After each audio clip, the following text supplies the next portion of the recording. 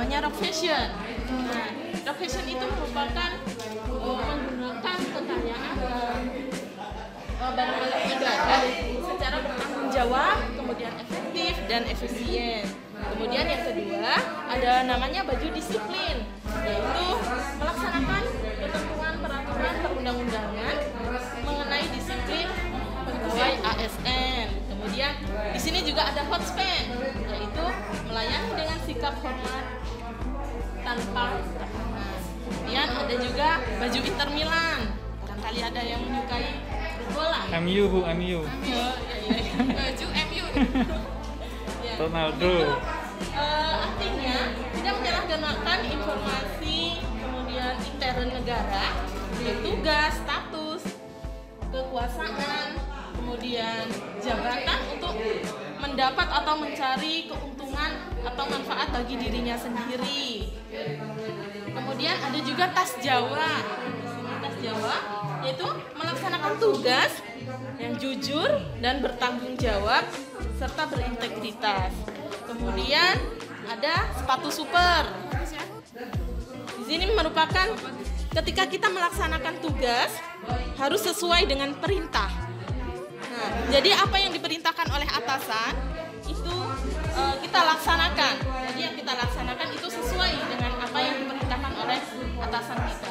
Kemudian ada juga celana cerdas, yaitu ketika kita melaksanakan tugas sebagai ASN, kita lakukan dengan cermat dan disiplin.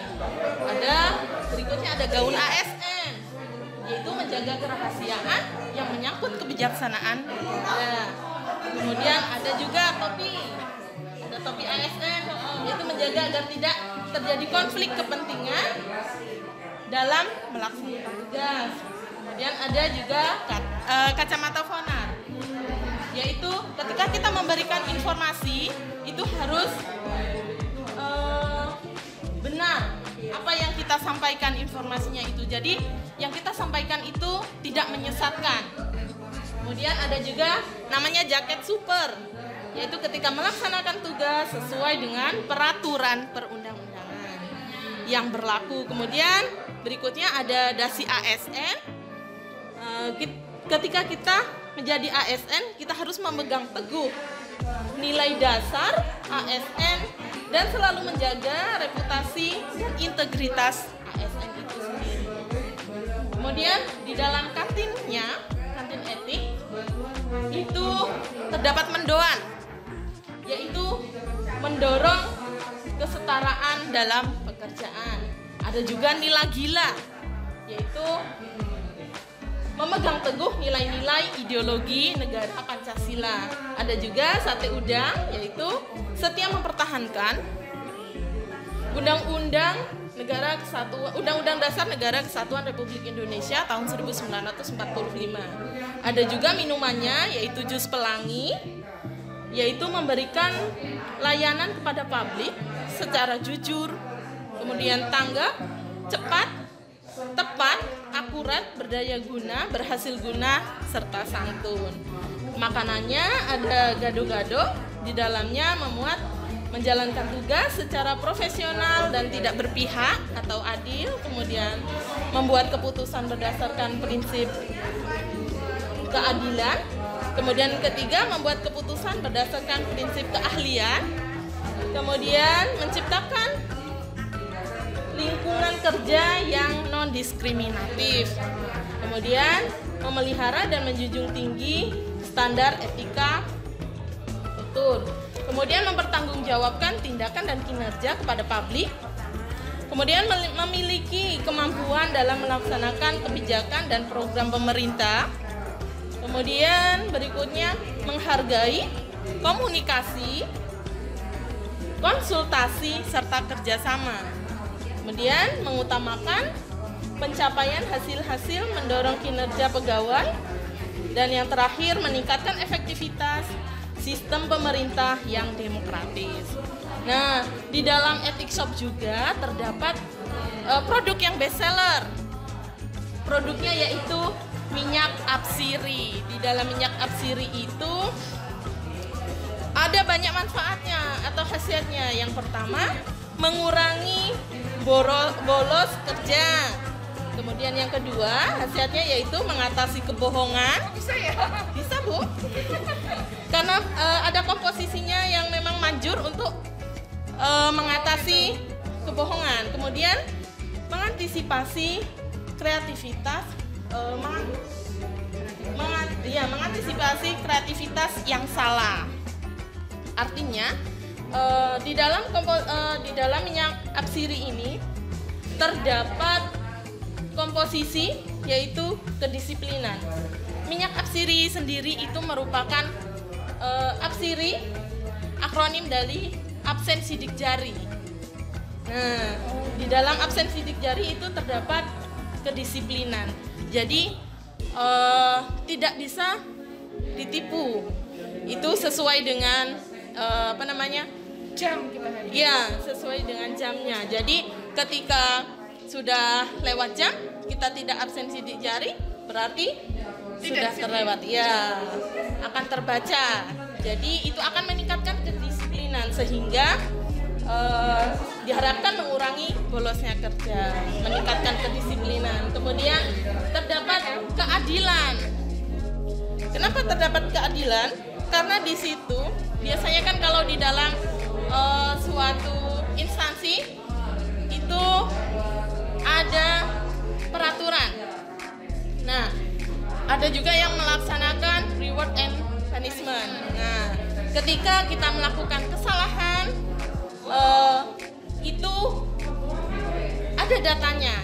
Jadi siapa yang memang bersalah, artinya ketika misal banyak bolos, tidak tepat absensi, itu akan mendapatkan hukuman yang adil dan merata bagi semua. Itu kan kalau absensi di jari itu kan berlaku untuk semua.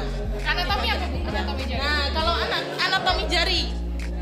Nah, di dalam anatomi jari itu kan sidik jari antara manusia yang satu dengan yang lainnya itu kan berbeda.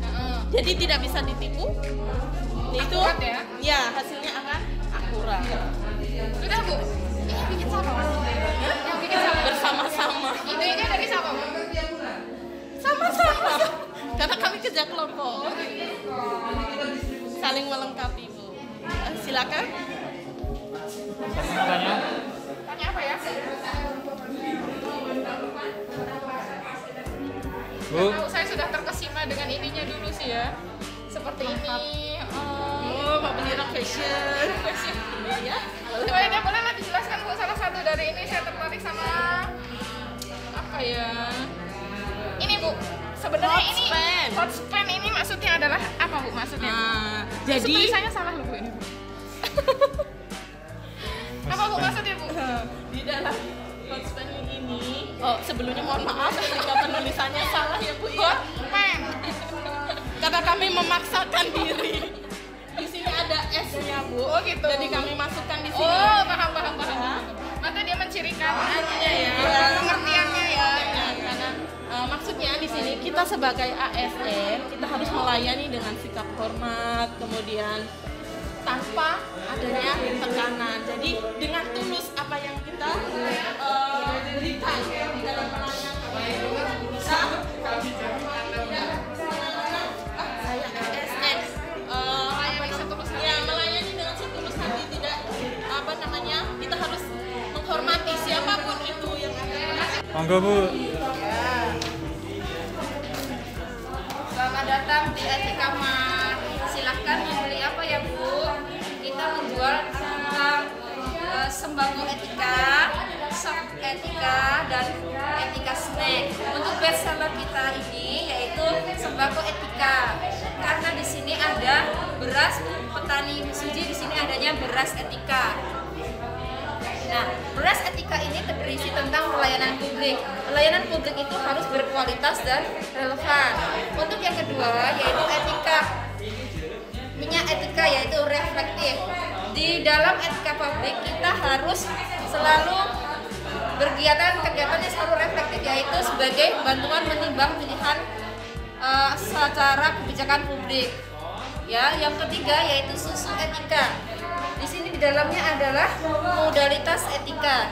Di sini sebagai jembatan secara moral untuk tindakan faktual ya. Ini sebagai jembatan modalitas ini. Nah, di kejuaraan yang kedua yaitu soft drink, yaitu yang pertama yaitu Cola Etika. Di sini dimensi etika publik dibagi menjadi 3 jualan, Bu, Pak. Yang pertama ada Cola Etika, Etika Shake ya. Yang ketiga yaitu Coffee Etika. Yang pertama, dimensi kualitas pelayanan publik. Di sini banyak kualitas pelayanan publik itu ada 3. Yang pertama politik, yang kedua ekonomi, dan yang ketiga adalah keamanan. Untuk pelayanan politik, yang pertama yaitu kita sebagai warga negara Indonesia wajib untuk menjadi pemilih yang demokratis. Ya, yang politik untuk pemilihan presiden kita harus sesuai hak milik kita. Nah, untuk yang kedua yaitu ekonomi. Ekonomi ini maksudnya di sini. Oh ya. Dimensi modalitas. Ya. Tadi untuk dimensi kualitas pelayanan publik ada 3. Yang pertama tadi ada bidang politik. Ini penguatan kualitas demokrasi, contohnya partisipasi politik, kebebasan sipil, kebebasan berlaku memilih sesuai hak pilih kita. Dalam bidang sektor ekonomi yaitu pelayanan kesehatan, ada pelayanan pendidikan, ada sini perbaikan terhadap akses kebutuhan seperti perumahan.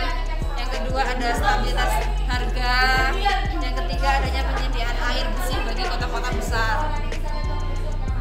Terus yang terakhir dalam bidang keamanan itu sebagai semangat kinerja bangsa yaitu menciptakan meningkatkan kinerja pemerintah menyangkut penegak hukum, pelindungan HAM, bahkan pemberantasan korupsi. Nah, untuk dimensi modalitas ini sendiri adalah sikap bagaimana bisa bertindak atau berperilaku sesuai dengan karakter standar etika. Di sini modalitas itu sendiri mempunyai unsur 3. Yang pertama akuntabilitas, transparansi, dan netral. Nah, di mana di modalitas ini adalah kunci sebagai pelaksanaan pelayanan publik tersebut. Dan yang terakhir yaitu dimensi tindakan integritas publik. Di sini adalah di mana kegiatan tersebut memiliki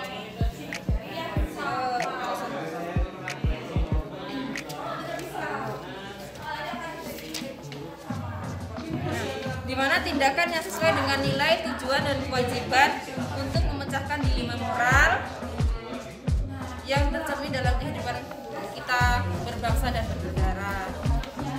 Nah, untuk yang terakhir yaitu etika snack. Di sini ada penerimaan tenaga honorer. Dari tahun ke tahun yang lalu sebelum adanya CPNS, tenaga honorer itu adalah tenaga yang bersifat seperti nepotisme dari kalangan saudara. Seumpamanya ada sekolah-sekolah yang memiliki saudara, masuklah jadi tenaga honorer. Padahal sebenarnya kita tidak boleh seperti itu. Ada ketentuan perundangan-undangan yang harus mengatur tentang tenaga honorer tersebut. Nah, untuk tahun sekarang, menurut Menteri Cahyokumolo yang sekarang, untuk tenaga honorer di tahun 2021 ini ada pengadaan rekrutmen tenaga P3K yang secara bertahap. Jika tahap 1 tidak lulus, bisa lanjut ke tahap kedua. Tahap kedua tidak lulus, bisa tahap ketiga. Jadi bisa memberantas penerimaan tenaga honorer itu secara ada syarat-syarat tertentu agar tenaga honorer di Indonesia itu sejahtera. Dari sini adakah yang mau ditanyakan? Mana dagangan yang belum menarik atau yang sangat menarik? Bu, ini Bu, Ya. untuk minyak etika ada reflektif. Nah, ini maksudnya gimana nih Bu? Oh iya, maksudnya seperti ini Pak. Untuk reflektif itu maksudnya kita sebagai masyarakat itu harus sebagai bantuan dalam ini untuk kebijakan atau ini kan bantuan pengetahuan menimbang pilihan secara kebijakan publik. Nah, di sini kebijakan publik atau alat evaluasi itu yaitu pedoman moral dalam penyelenggaraan tertib pemerintah, etika pejabat publik menjadi rujukan dalam perilaku sehingga menciptakan pemerintah yang bersih. Jika pelanggaran etika terjadi akan muncul perilaku buruk sehingga terjadi pelanggaran pidana KKN yang dilakukan pejabat. Jadi sebagai agar masyarakat harus refleks gitu loh, Pak. Ada rangsangan langsung bertindak seperti itu. Ada kebijakan tersebut. Oke. Nanya deh, ya, dilema moral apa saja yang dapat mempengaruhi integritas publik? Dilema Moral, kan kayaknya ada sempat membahas dilema moral kan? Contoh-contoh. Oh ya, dilema moral ini seperti kalau kita bisa sekarang itu kan banyak korupsi ya. Korupsi melanda Indonesia itu banyak sekali kasusnya. Nah, di sini kita kuatkan untuk tindakan integritas publik kita di dalam dilema moral itu. Contohnya kalau semuanya orang korupsi itu ya harus hukum. Kekuatan hukum kita itu kan lemah sebenarnya itu untuk korupsi. Nah, untuk integritas itu sendiri kita harus memiliki akuntabel. Akuntabel itu tanggung jawab kita sebagai ASN itu harus berintegrasi dalam pemberantasan korupsi itu dari bawah. Gitu loh. Jadi tidak ada dilema hukum, dilema moral dalam kita ke depannya. Gitu. Dalam adanya integritas itulah untuk menjadi tolak ukur kita nanti ke depan agar menjadi bangsa yang sukses dan maju. Dimensi modalitas modal utama. Oh iya, modal utama. Yang pertama tadi ada 3 unsur ya. Yang pertama akuntabilitas, yang kedua transparansi, dan yang ketiga netral. Ya, kita harus punya 3 modal tersebut. Kayak modalnya kirain modalnya punya jabatan, punya uang. Oh, itu tidak benar. Nanti menyimpang ke moral yang tidak benar. Karena modalitas untuk etika publik itu sebenarnya kita harus bertanggung jawab, mempunyai integritas tinggi, memiliki transparansi untuk kerja ke depan, dan netral. Kita aja tidak boleh seperti itu. Nanti kan ada kopi etika, terus ada sate udang, ada susu etika. Nah, terus ini apa produknya kalau jual? Nanti ditanya jual, ini beli apa di sini? Tepung rotsa berarti Iya, maksudnya ini barangnya apa? Barangnya beli apa? Video. Ini ada jeruk, werik dan kol, ada alkoholis, ada strawberry, coklat, ada nanas kebun, ada salak aju madi, ada anggur haria mekar, ada mangga kenya, dan ada juga jus kode etik dan kode etik profesi, dan ada parsel fasilitas negara. Saya kayaknya penasaran dengan jeruknya werik. Oh, Ini maksudnya pengertian etika menurut ini gitu ya? Iya. Jeruk merit itu adalah aturan atau pandangan perilaku baik atau buruk dan kewajiban atau tugas moral. Perilaku, kewajiban. Dari sini loh. Atau tugas moral. Ini ada di sini Mbak. Iya. Di halaman 7. Agak di Surabaya aja Tapi ya. di situ kan bahasa Inggris. Voice rapopo. Iya. Terus Terus ini apa lagi? Bapak? yang ini Apalin ya. Iya, apalin. Itu adalah etika adalah ide atau moral yang dipercaya dapat menjadi kebiasaan, attitude dan filosofi kehidupan dalam suatu kelompok masyarakat. Oh, itu pengertian menurut Colin ya. Iya. Terus ada lagi Catalano. Catalano pengertian menurut Catalano ya. Apa itu? Strawberry ya. Nah, etika adalah sistem penilaian perilaku untuk menentukan perbuatan yang pantas. Pertama itu ada minyak goreng, yang kedua ada mie, yang ketiga ada obat. Gitu ya. Nah, kemudian di sini kami kemudian materinya yaitu bab 3, bagian penuh kode etik dan komunikasi. Bagian B dan C ditulis aja Bu, bagian kalau tadi tulis tadi lupa. Bagian materinya dulu ditulis bab 3.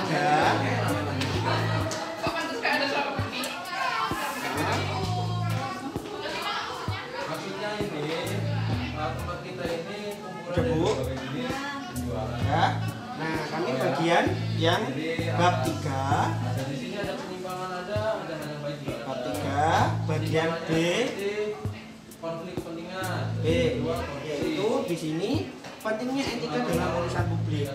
Jadi ketika kita seorang ASN maupun seorang pemimpin, nah ketika kita berurusan dengan publik, kita harus memiliki etika yang baik. Nah, seorang ASN yang memiliki etika yang baik, ciri-cirinya dia memiliki jiwa profesional dan juga memiliki jiwa spiritual yang baik. Nah, di sini kami produknya yaitu minyak goreng etika publik. Nah, dia ada dua macam, yaitu minyak curah profesional dan juga minyak kemasan spiritual. Jadi ada dua, gitu ya. Nah, nanti di dalam minyak goreng minyak curah profesional itu kandungannya yang pertama ada menaati kaidah teknis, kemudian yang kedua menaati peraturan sesuai kedudukannya sebagai pembuat keputusan. Jadi kalau seorang ASN maupun seorang pemimpin itu ketika membuat keputusan untuk pelayanan publik itu kan dia harus menaati kaidah teknis dan juga harus tahu tentang peraturan kedudukannya untuk membuat keputusan. Kemudian yang kedua yaitu yang spiritual. Itu yang pertama ada penerapan nilai kearifan. Jadi dalam pembuatan keputusan itu harus dia ada kearifan lokalnya. Kemudian dia ada memiliki jiwa kejujuran. Yang ketiga keuletan. Keempat ada sikap sederhana. Kemudian kelima ada hemat. Keenam ada tanggung jawab. Ketujuh ada akhlak. Kemudian yang terakhir ada perilaku. Sampai di sini ada pertanyaan, Bu? Kemudian yang kedua itu ada bagian legitimasi kebijakan. Legitimasi itu merupakan pengakuan dan penerimaan masyarakat terhadap kewenangan atau kekuasaan seseorang. Jadi seseorang yang punya legitimasi baik itu ketika dia membuat suatu kebijakan, pasti masyarakat atau orang-orang di sekitarnya itu dia akan mengikuti atau menuruti apa yang disampaikan atau kebijakan yang dilakukan oleh suatu pemimpin. Nah, di dalamnya, nah di sini produknya ini legitimasi kebijakan. Di dalamnya macam-macamnya ada. Ini sarimi tradisional. Jadi poin pentingnya bagian belakangnya, Bu ya. Nah, ini yang pertama, seseorang itu punya legitimasi atau dia memiliki jiwa pemimpin. Yang pertama itu karena kalau tradisional itu karena dia keturunan. Misal kalau zaman dulu, kalau seorang raja, nanti keturunannya akan menjadi raja, seperti itu. Kemudian yang kedua karena ideologi. Jadi misalnya ada sekelompok masyarakat itu memiliki pemikiran atau ideologi yang sama. Nah di situ ada seseorang yang ditunjuk sebagai pemimpin untuk memimpin mereka karena kesamaan ideologi. Kemudian yang ketiga ada kualitas pribadi. Nah seorang pemimpin itu ada yang ditunjuk karena kualitas pribadinya, itu hanya ditunjuk sebagai pemimpin. Yang keempat, ini kalau prosedural ini dia dipilih seperti halnya pemilu, jadi seperti pemilihan bupati dan lain-lain. Kemudian kalau instrumental ini dia itu seseorang yang memiliki jiwa bermasyarakat yang baik dan dia itu bisa untuk membuat masyarakatnya itu dia menjadi lebih baik lagi. Makanya orang tersebut biasanya terus ditunjuk sebagai pemimpin, gitu, seperti itu. Jadi dia kalau seorang pemimpin itu pasti akan punya legitimasi kebijakan, atau dia ketika membuat suatu kebijakan orang-orang di sekitarnya akan mengakui kebijakan tersebut. Paham, Bu? Legitimasi itu pengakuan dan penerimaan masyarakat terhadap wewenang atau kekuasaan. Pengakuan orang lain terhadap wewenang atau kekuasaan kita. Misal ada kepala desa nih, kalau kepala desa itu punya legitimasi yang baik, ketika kepala desa itu membuat peraturan, otomatis masyarakatnya akan langsung mengikuti. Kalau kepala desanya itu nggak punya legitimasi yang baik, maka ketika kepala desa ngomong A, belum tentu masyarakatnya langsung mengikuti A. Itu jadi semacam pengakuan dari orang lain. Ya. Oke, yang terakhir yaitu ini bagian bab 4. Bab 4 Bab 4 itu judul besarnya adalah aktualisasi etika aparatur sipil negara. Nah, di sini itu bagian poin yang konflik kepentingan dalam pengadaan. ini mungkin sudah banyak kita bahas ketika kita kemarin belajar mengenai akuntabilitas. Di dalam akuntabilitas itu pasti ada konflik kepentingan, gitu ya. Nah, di dalam konflik kepentingan itu biasanya kita seorang ASN maupun kita seorang pemimpin, misalnya kalau dicontohnya di buku itu ada seorang kepala dinas. Nah, kepala dinas tersebut dia membawahi beberapa puskesmas, gitu ya. Nah, ternyata di daerahnya tersebut untuk mengakses atau untuk mencari obat-obatan itu susah karena jauh dari provinsi, gitu ya. Nah, karena susah, jadi kepala dinasnya itu dia berinisiatif ini, dia membuat suatu apotek yang atas nama istrinya, kemudian nanti dia memberikan maksudnya mengharuskan puskesmas itu untuk dia beli obat-obatan di apotek tersebut. Kira-kira itu bagus apa enggak? Tidak, ya kan ya? Karena di sana ada konflik kepentingan. Dia ada penyalahgunaan kepentingan atau penyalahgunaan wewenang untuk kepentingan pribadi. Nah, seperti itu contohnya. Paham? Kira-kira ada pertanyaan enggak? Nah, nanti kalau Bapak Ibu belanja di tempat kami maaf ya, kami tidak menerima bon. Karena kami belajar dari sejarah. Hiroshima Nagasaki hancur karena bom, warung bisa hancur karena bon. Seperti itu. Jadi kamu nggak ada pertanyaan? Nah, cukup ya, cukup jelas Bu ya. Udah, jadi kalau mau pesen mie-nya Oh.